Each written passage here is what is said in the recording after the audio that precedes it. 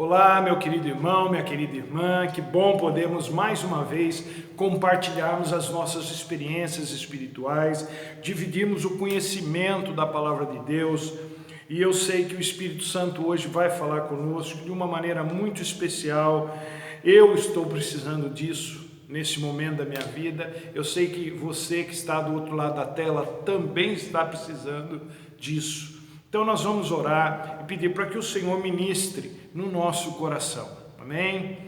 Senhor nosso Deus e nosso Pai, nós te louvamos, ó Deus, engrandecemos o teu nome e queremos aqui colocar diante de ti a nossa expectativa, o nosso desejo, ó Deus, de recebermos do Senhor uma palavra para o nosso coração, para que, ó Deus, o nosso espírito, Senhor, se aquiete, para que a nossa alma seja consolada e o nosso físico receba o renovo, a restauração, o vigor, ó Deus, em nome de Jesus, que a poderosa palavra do Senhor possa, ó Deus, ser derramada sobre cada um de nós hoje e todos nós sermos impactados com ela e recebemos a vida que vem do Senhor e que só o Senhor pode nos dar.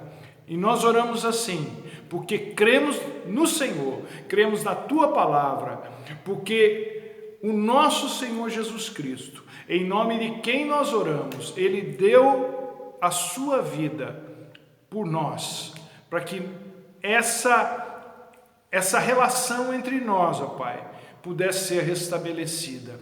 Nós te agradecemos por isso também, em nome de Jesus. Amém e amém. O texto, irmãos, que eu escolhi para nós meditarmos hoje, uma palavra simples, mas uma palavra poderosa, porque a palavra de Deus ela é simples, mas ela é de uma profundidade e ela nos encontra nos momentos certos da vida. Hoje eu tive uma experiência muito difícil, estou passando por uma experiência difícil e desde alguns dias Deus vem falando comigo sobre o Salmo 23 e hoje eu entendo por quê. E o versículo que Deus me deu nesses dias foi Salmo 23, versículo 4. Não é o Senhor é o meu pastor, mas Ele é. Mas o versículo diz assim: ainda que eu ande pelo vale da sombra da morte, não temerei mal algum, porque Tu, Senhor, estás comigo. Eu creio, eu espero que você também creia nisso. Uma das coisas que eu mais tenho ouvido nos telejornais é que as pessoas estão vivendo como se a pandemia não existisse. Que a população, de forma geral, está vivendo a revelia da pandemia. Que por mais que se passe informações dos números crescentes de infectados e de mortos, as pessoas continuam vivendo como se isso não fosse atingi-las, como se isso não tivesse nada a ver com elas. E é assim que muitos jornalistas têm noticiado sobre essa pandemia, muitos ou todos, E eu fiquei pensando na relação entre o que as autoridades querem que o povo faça em virtude do perigo da pandemia e no que o cristianismo, no que a palavra de Deus tem pregado ao longo dos séculos, também querendo que o povo faça em virtude da morte eterna.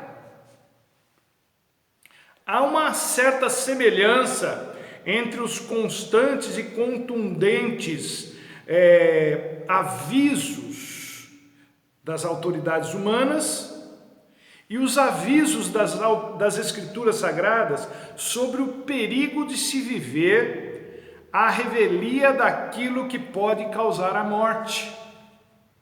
No primeiro caso, o caso das autoridades humanas, eles falam para a gente tomar cuidado por causa da morte física. No caso das Escrituras Sagradas, A chamada segunda morte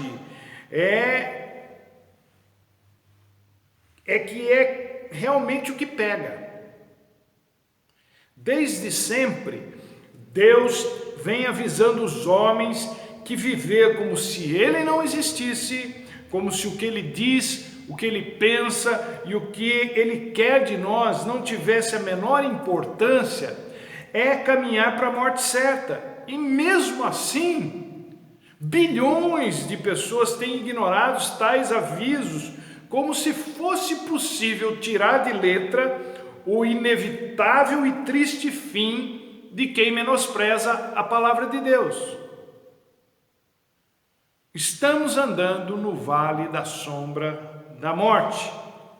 É indício de morte para tudo quanto é lado. 1000 cairão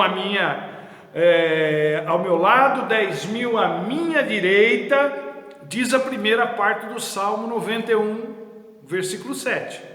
Mas o que ninguém pode arrogar para si é o restante do versículo que diz: mas eu não serei atingido, eu não serei abalado, porque nós estamos sendo abalados, se não fisicamente, emocional e psicologicamente, e espiritualmente também. Ninguém consegue ficar indiferente frente ao que está acontecendo, frente ao desconhecido, principalmente quando se trata da morte.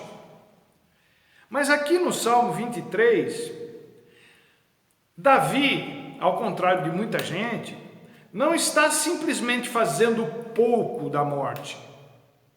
Quando ele fala assim, ainda que eu ande pelo vale da sombra da morte, eu não vou ter medo, ele não está fazendo pouco da morte, ele não está menosprezando o poder da morte, muito pelo contrário, ele está dizendo que ele apela para alguém que é maior do que a morte, ele vai para alguém que tem as chaves da morte e do inferno, alguém que tem o futuro de todos e de tudo nas suas mãos.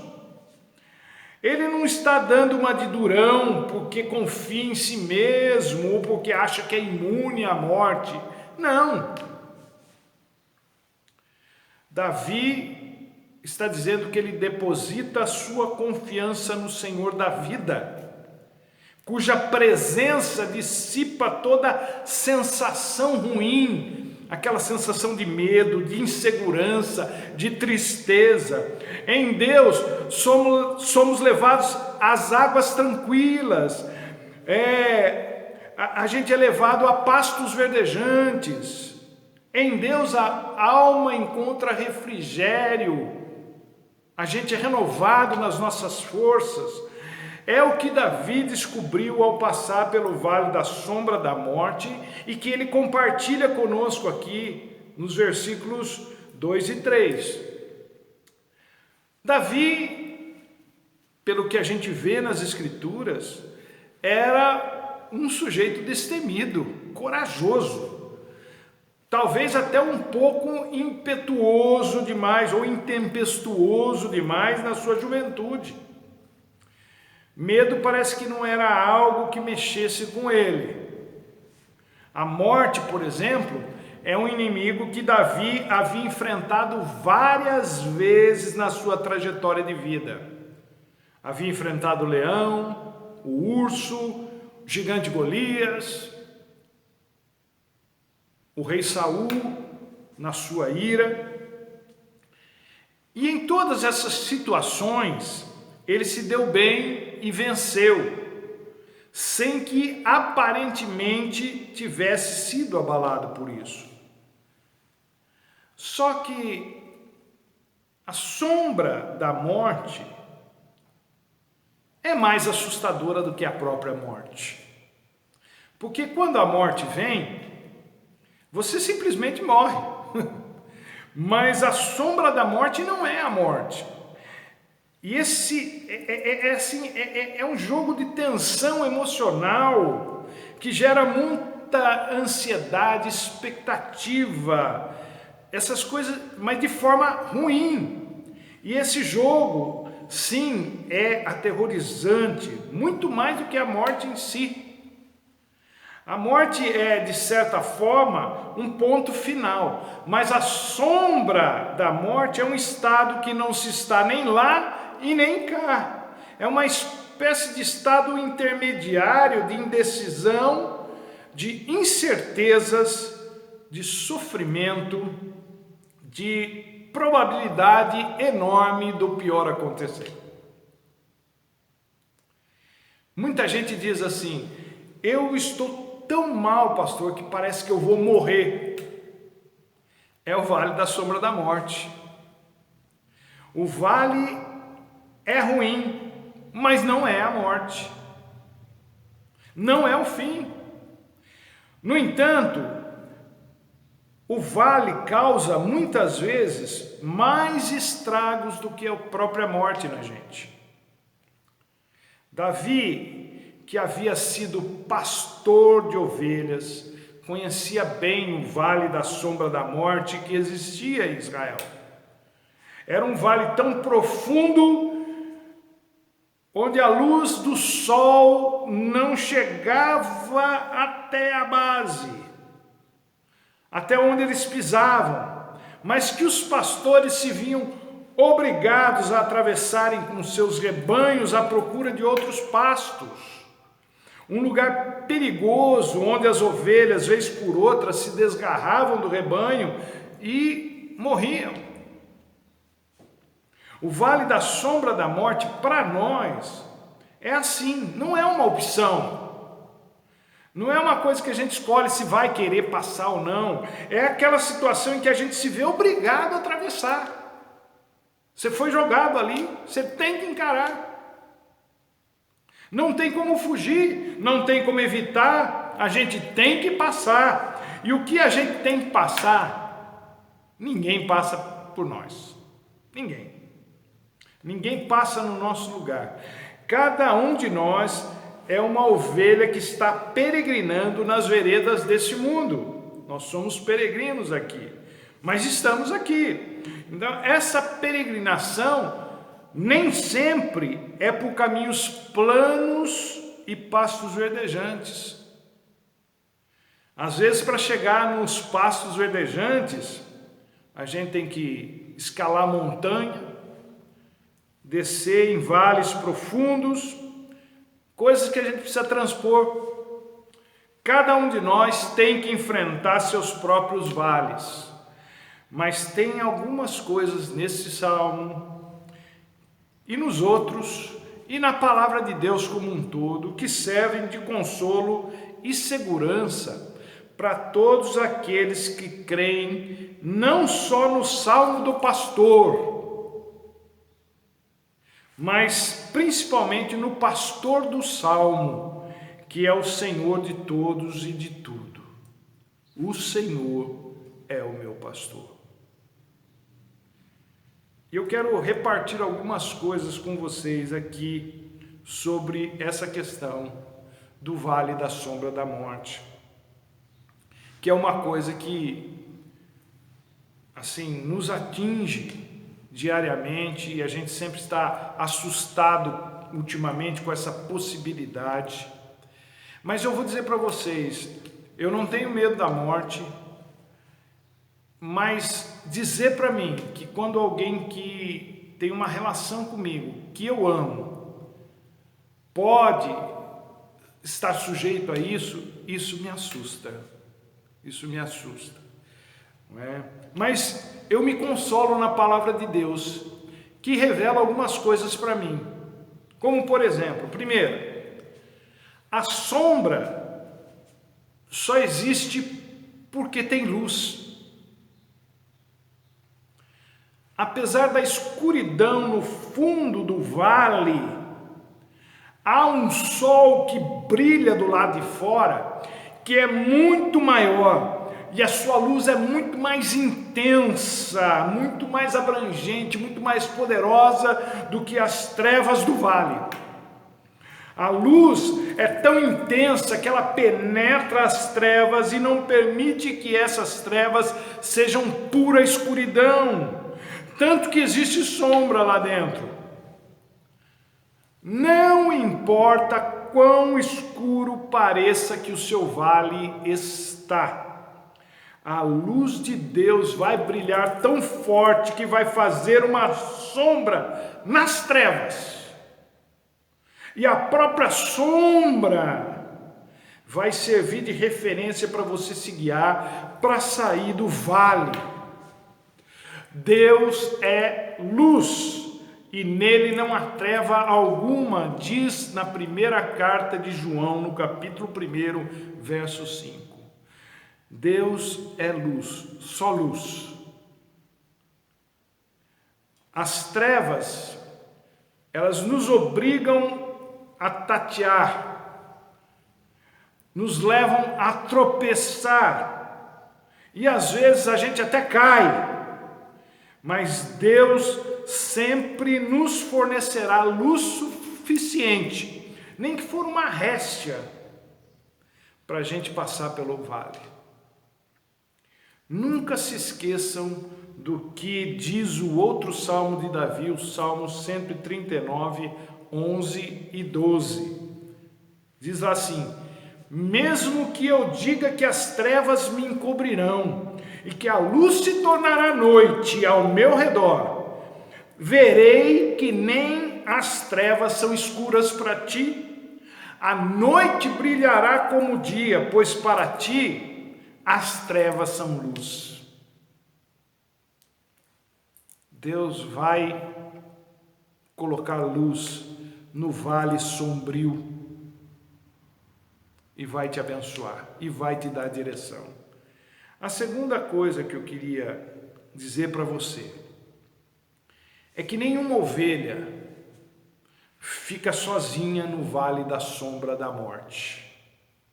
A possibilidade da solidão é apenas uma sensação humana, gente, mas nunca será uma ação praticada por Deus. Davi diz não temer o vale da sombra da morte porque o Senhor estava com ele. Acreditar nisso, entronizar isso na vida, não é uma coisa tão simples quanto se possa pensar. Dizer que Deus está presente quando tudo vai bem, ou quando até tudo vai mais ou menos, é relativamente fácil. Mas quando a gente fica sem chão, quando a sensação, eu disse sensação, de que se está só numa luta, toma conta da gente, aí bate aquele desespero e bate forte. Mas nós não podemos nos deixar levar por sensações, porque as sensações são enganosas, assim como o coração do homem. Nós precisamos acreditar no que a palavra de Deus diz. E voltando, para citar mais uma vez o Salmo 139, agora os versos 7 a 10, o que nós lemos lá é o seguinte: para onde me ausentarei do teu espírito? Para onde fugirei da tua face? Se subir ao céu, tu estás. Se fizer no inferno a minha cama, eis que tu ali estás também. Se tomar as asas da alva e habitar nas extremidades do mar, até ali a tua mão me guiará e a tua destra me susterá. Gente, embora essa tenha sido uma experiência de Davi, o princípio é válido para todos nós em todos os tempos. Não há lugar no universo onde Deus não esteja presente. Ninguém, mesmo que queira, consegue se esconder ou fugir da presença de Deus. O nosso Deus não é um Deus geográfico.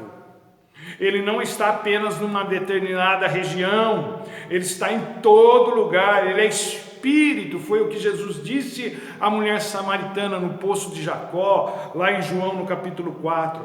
As pessoas podem ignorá-lo, mas isso não significa que ele não está presente, ele está. E digo mais, Deus está agindo em todos os lugares do mundo, mesmo naqueles em que a gente acha que não.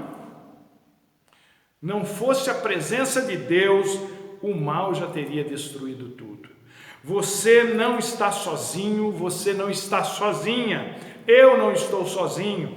Deus está ao seu lado, ao meu lado, ao nosso lado sempre. Não importa em quantas trevas você esteja envolvido, você esteja envolvida. E por último, não há o que temer. Essa é uma frase difícil de digerir em certas situações. Mas vamos pensar mais uma vez, mais um pouco, naquilo que a palavra de Deus diz, porque ela sim é que inspira confiança para nós. Não é a palavra do pastor, é a palavra de Deus. E Filipenses, no capítulo 1, verso 6, diz o seguinte: estou convencido, diz Paulo, que aquele que começou a boa obra em vocês, em nós, há de completá-la até o dia de Cristo Jesus. O nosso fim só chegará quando Deus tiver completado o que tem que fazer em nós, através de nós e por nós. Outra coisa que Paulo também nos ensina em Filipenses, no capítulo 1, verso 21, é que viver é Cristo e morrer é lucro. Isso é, quem anda com Deus sempre ganha, até quando morre. Uma outra coisa que Deus nos deu para servir de consolo é que nós não estamos sozinhos nessa peregrinação. Deus nos colocou numa família. Deus formou a sua igreja para que nós estivéssemos um ao outro. Sempre haverá alguém, além do próprio Deus, mas colocado por Ele, colocada por Ele, para nos ajudar na nossa caminhada de fé. E nesse sentido eu quero agradecer a todos os irmãos que estão orando pelo meu pai no dia de hoje. Continue orando. Eu oro por vocês, vocês oram por mim. Isso para muita gente é como se fosse nada. Mas quando alguém diz, estou orando por você, isso enche o nosso coração de força, de vigor. Isso dá um up na gente, espiritualmente falando. A nossa alma, ela se sente abraçada. E é por isso que o Salmo 23, ele é tão importante para nós. Ele fala de coisas que são, para nós todos, perceptíveis em Deus e naquilo que Deus faz por nós. Eu louvo ao Senhor por Ele ter me feito sua ovelha. Eu louvo a Deus por Ele ter feito você ovelha do pastoreio dEle. Que você seja levado sempre a pastos verdejantes e águas tranquilas, que você possa ter a sua alma refrigerada, o seu físico revigorado, em nome de Jesus. E que nenhum de nós fique perturbado com a possibilidade ou com a sombra que o vale joga sobre nós. Quizá a gente possa usar essa sombra para nos orientarmos no caminho que nós devemos andar. Porque o Senhor sempre estará conosco. Não importa onde você esteja. Não importa como você esteja. Eu creio nisso. Eu creio que você também entende essa palavra e recebe no seu coração. Por isso, eu desejo que Deus te abençoe e que Ele esteja conosco. Até a próxima.